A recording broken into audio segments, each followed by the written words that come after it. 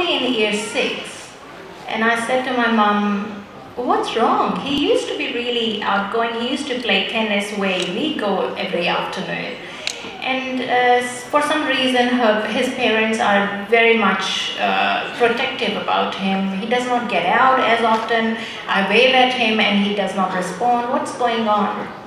And then we started hearing stories about it. And as you know, in India, the place where I come from, Delhi, the language spoken is Hindi. So some neighbors said, oh, pagal hai, which means he's lost it. And then one day, out of a coincidence, I got to see this boy in the afternoon again in the playground. And I said, hello, you want to come along and play tennis with me again? And he did. And from there on, there started a little friendship. You'll be surprised. This boy had no reason to be labeled as a lost it kind of a boy. All he had gone through was his year 10 results. In India, we have year 10, which is pretty much very important, just equivalent to HSC, for those who don't know much about what our education system in India is. Anything can impact an individual's state of mind. It can be their education results. It can be a social let-out. It can be the treatment. It can be an emotional trauma. It can be a financial or a social issue. But that does not mean that we isolate or marginalize that individual. That individual holds as much right, as much emotions as we all do. And all we need to do is be kind. We need to be kind. We need to use beautiful words. We all like to be praised, am I right? Let's see a show of hands. How many of us like to be praised, like to be told, you look beautiful today? If you want to give me a compliment, tell me that I've lost another kilo, please. I love that. We all like to be loved. And that's what is the best medicine to mental illness. It is not illness at all. It is just that some person has taken something a little closer to heart.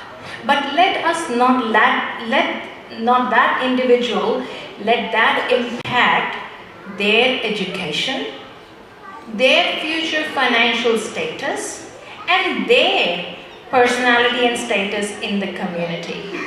It is our responsibility to look after them. And that's what we are doing today in a very little form and shape of our own.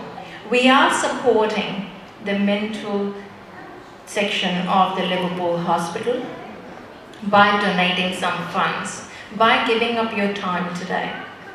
Also, I was thinking one more thing while I was sitting out there. I said, I've just moved on from the world of education into politics.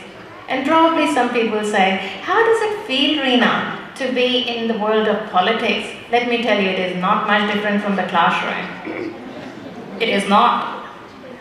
When I was facing 25 to 30 high school students in my class, the difference is just the numbers. I'm still getting judged. I'm still being looked at by everyone. Hey, what is she going to write next on the whiteboard? No more blackboards in Australia. There's a whiteboard. But now it is something else. But what we all need to do is uphold our values. Values are the only thing that will last and ever last in our lives. Anything that is based, thank you very much.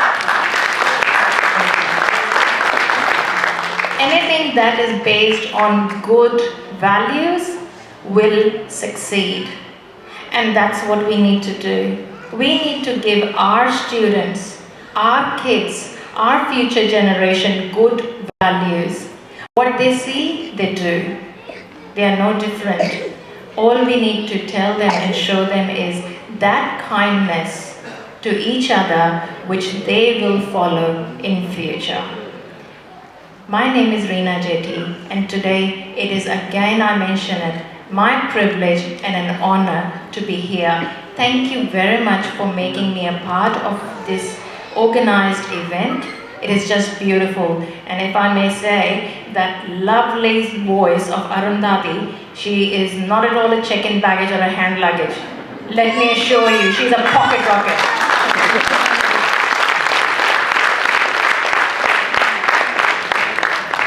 Thank you very much for your time and attention. As I said, not much different from the classroom. I again appreciate it that you have given me your precious moments